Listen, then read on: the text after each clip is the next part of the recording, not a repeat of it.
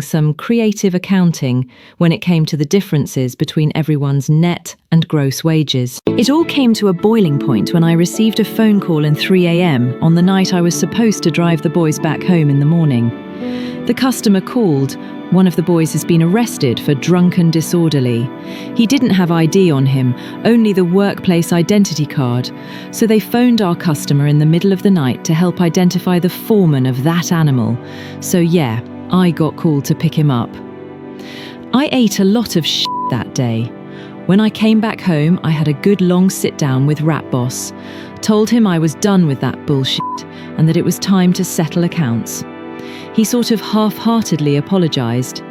He also admitted he was problems with his wife, which co-ran the business, and was fighting with him over how the money was being spent. At that point, he owed me around a year's worth of travel expenses, and if you take into account that I travelled at least 2,000 miles monthly, that is a substantial sum of money.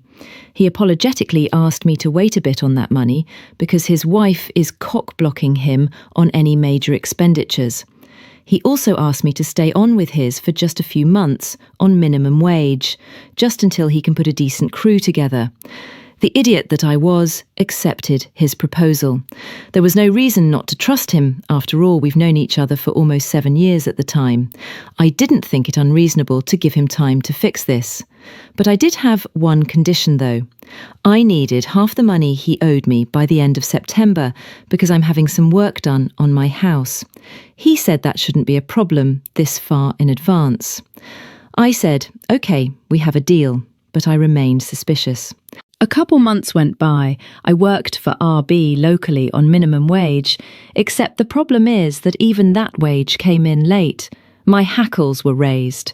I was concerned that I would have to postpone work on my house, work for which craftsmen are so hard to come by.